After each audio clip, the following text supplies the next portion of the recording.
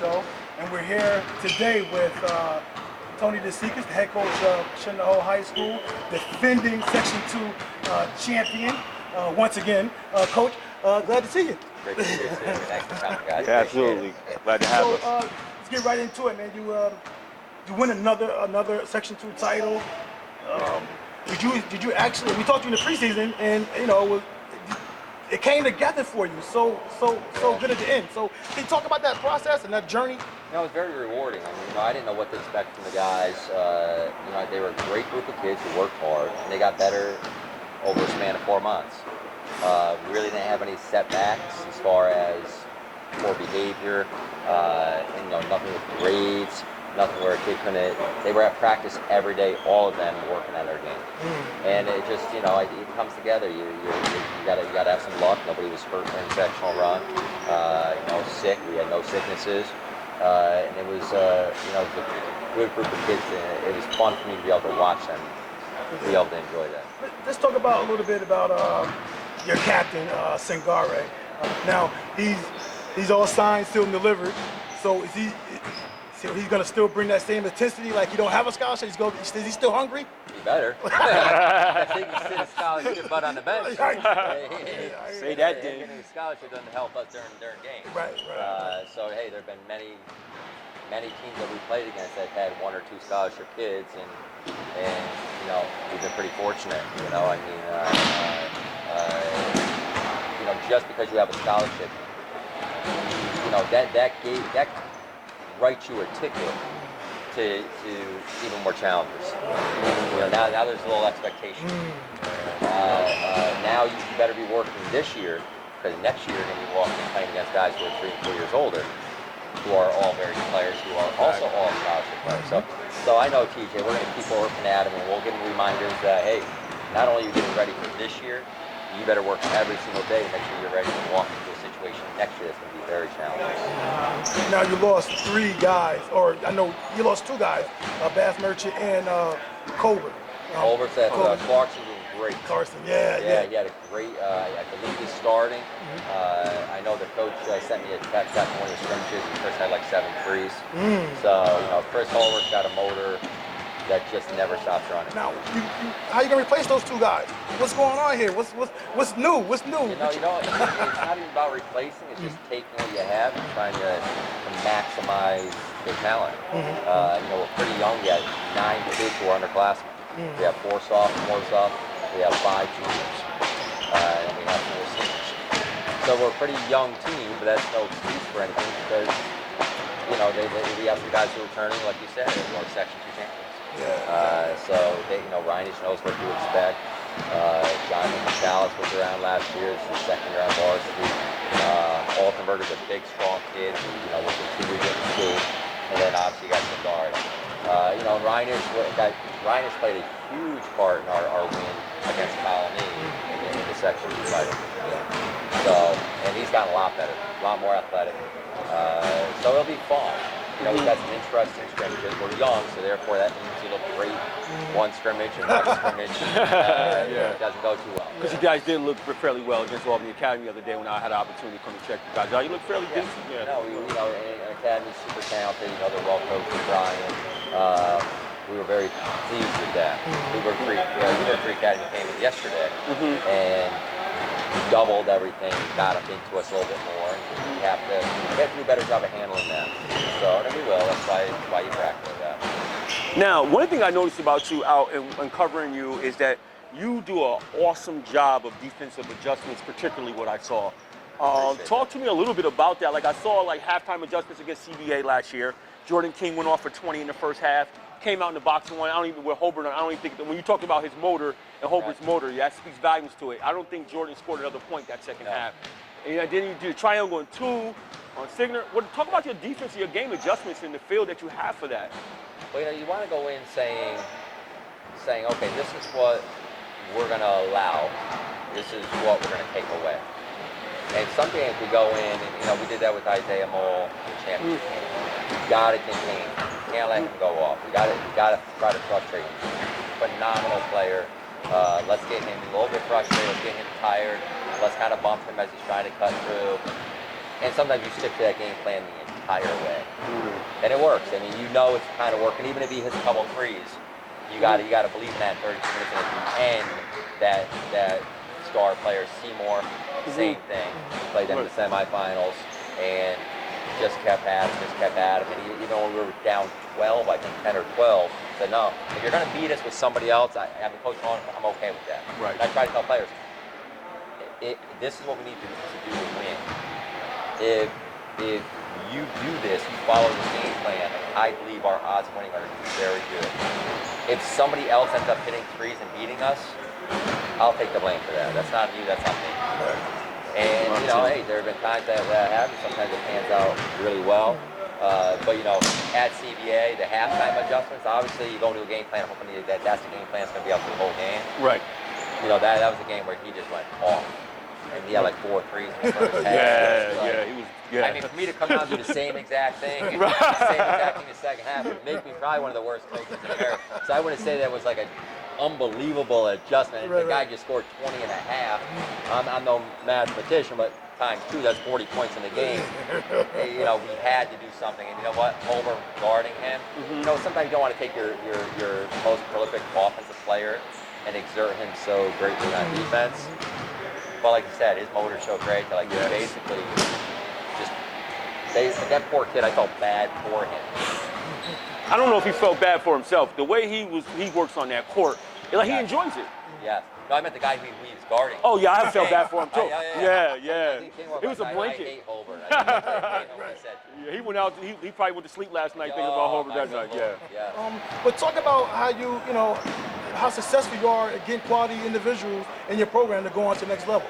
Well, you know, honestly, in our system, we try to pinpoint 4 to 6 guys in 8th grade and work them into our system. So that they'll play 8th grade travel and they'll play on a freshman team. So they'll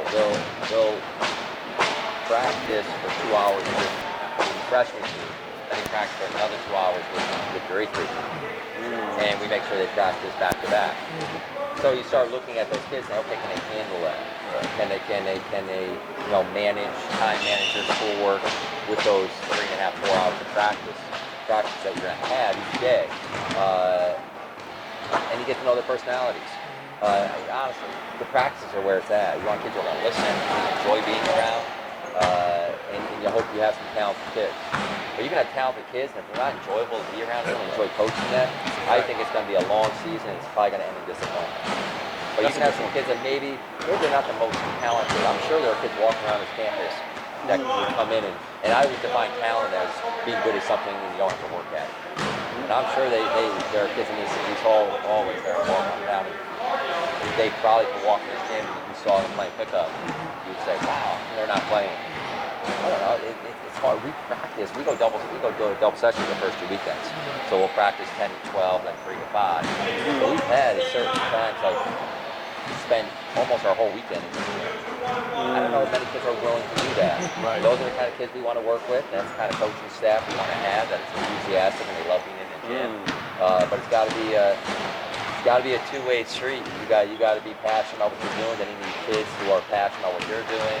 And then there's got to be a mutual respect of you know, trying to get better.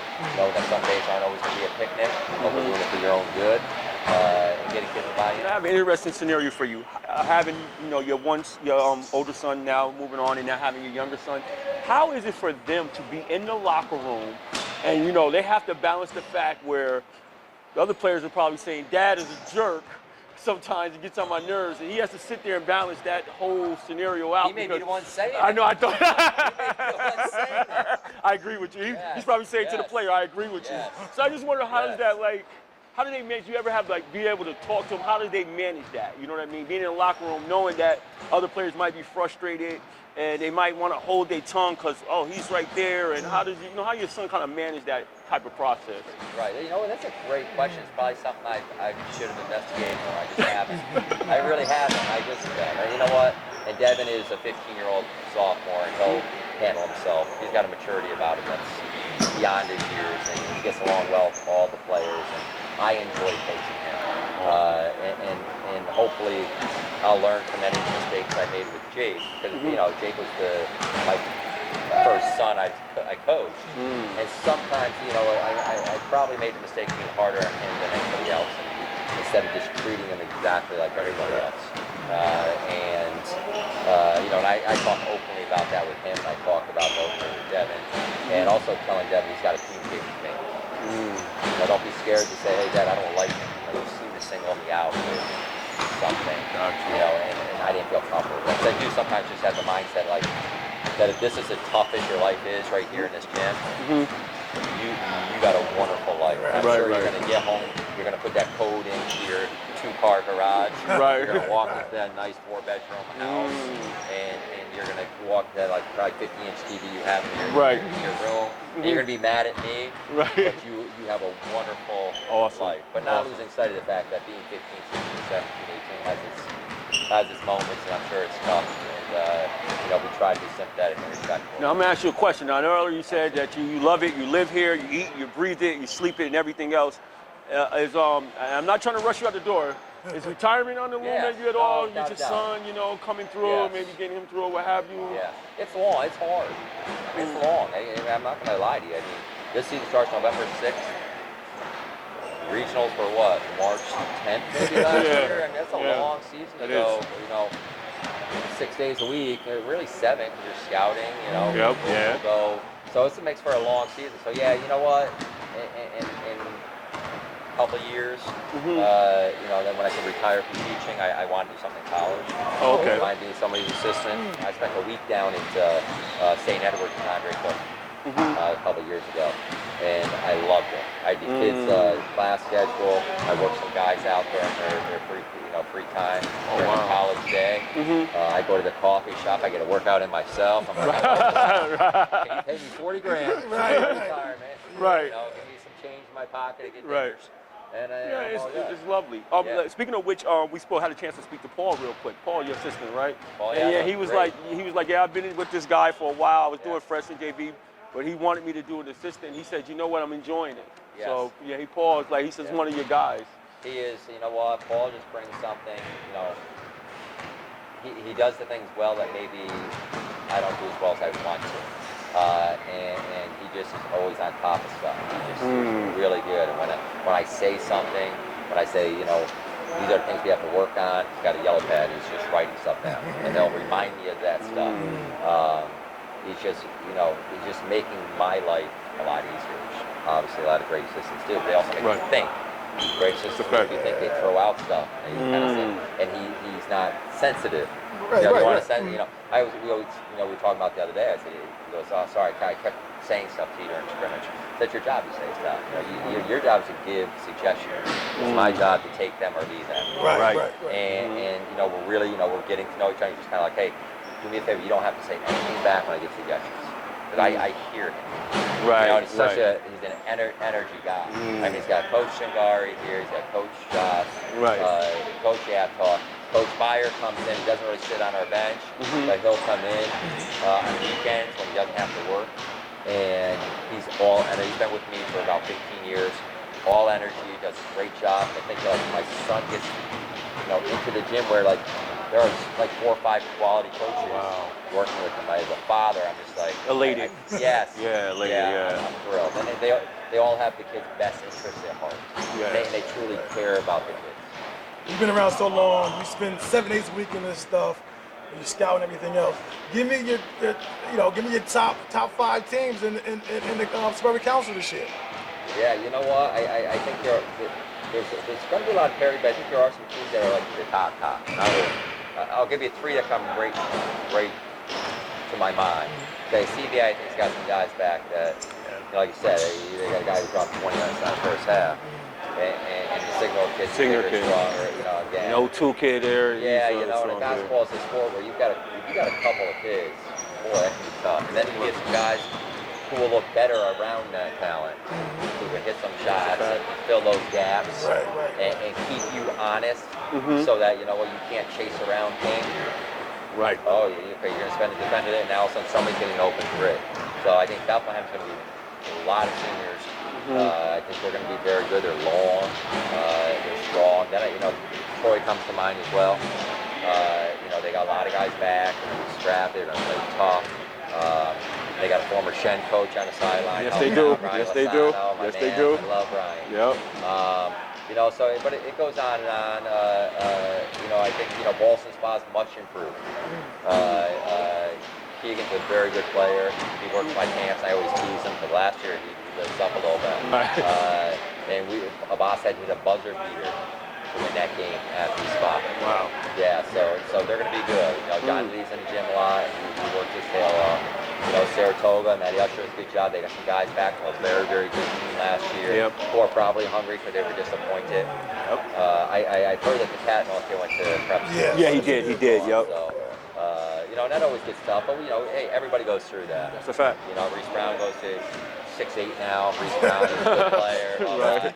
He's out at prep school. So, you know, but they're, you know, I'm probably missing teams, but, you know, I think Niski's going to, you know, we open up with Niski. They're going to be better than they were last year.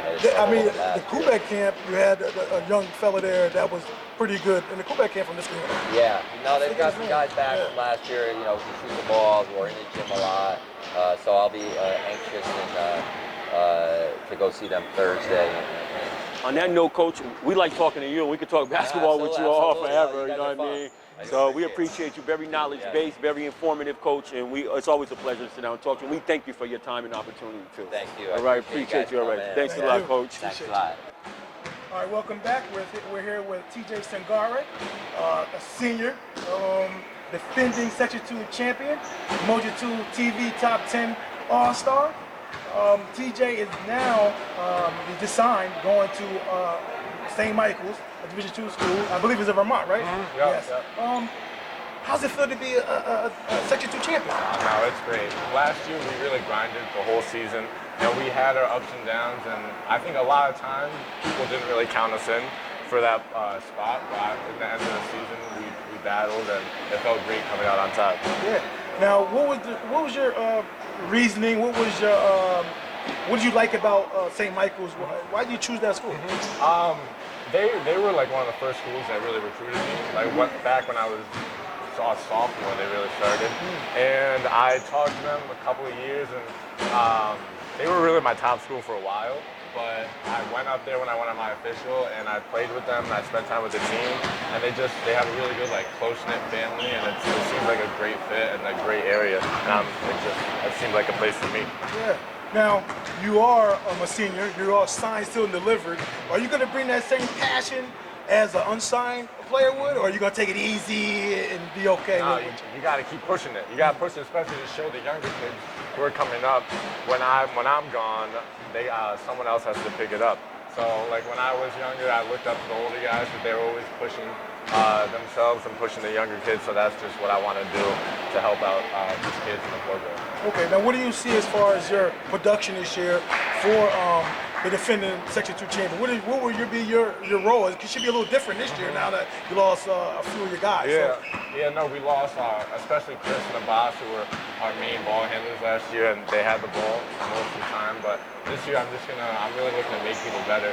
And I feel like that's something that we need is just someone who can come down and help the rest of the guys. Obviously look to attack and score, but to look to get people involved and make the rest of the team better. How do you feel about now, Shen is always the hunted, nonetheless, but being a defending Section 2 champions, losing Hobart, living in Boss, people may tend to think that you might be just more vulnerable.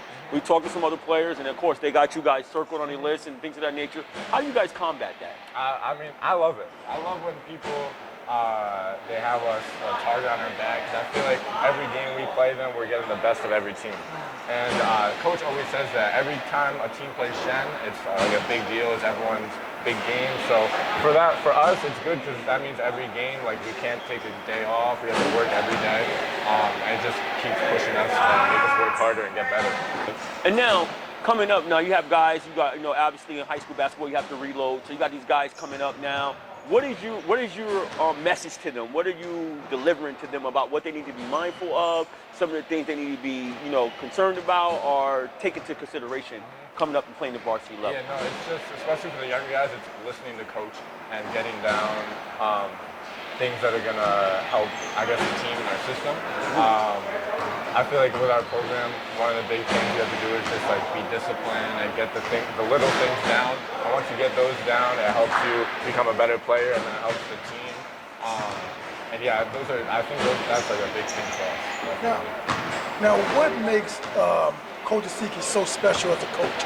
What are some of the attributes that he brings? Now, he's able to push his guys and make it work with whoever he has. I feel like he's had years where he has great teams like Kevin, and then he has years in their state championship run, and then he has years where he doesn't have, the best players, but every year he's able to produce a great team with his system, and he finds a way to coach the guys and make them play together and work together. Awesome. All right. Finally, talk to me about the community. Talk to me about the aura, the community, Shen community, the culture, and different things of that nature. Shen is Shen and Clifton Park is a great place to be for sports because it's just always so competitive.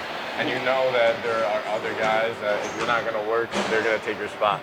And it's good too because you have the support from our AD, our other sports, and you're just looking, especially you look at the other sports and you see how successful they are, and you want to match that. And you want to be right up there with them. You don't want to be left out. Awesome. Yo, as always, man, it's a pleasure talking to you, man. You do an excellent job, and we're looking forward to seeing you down the road.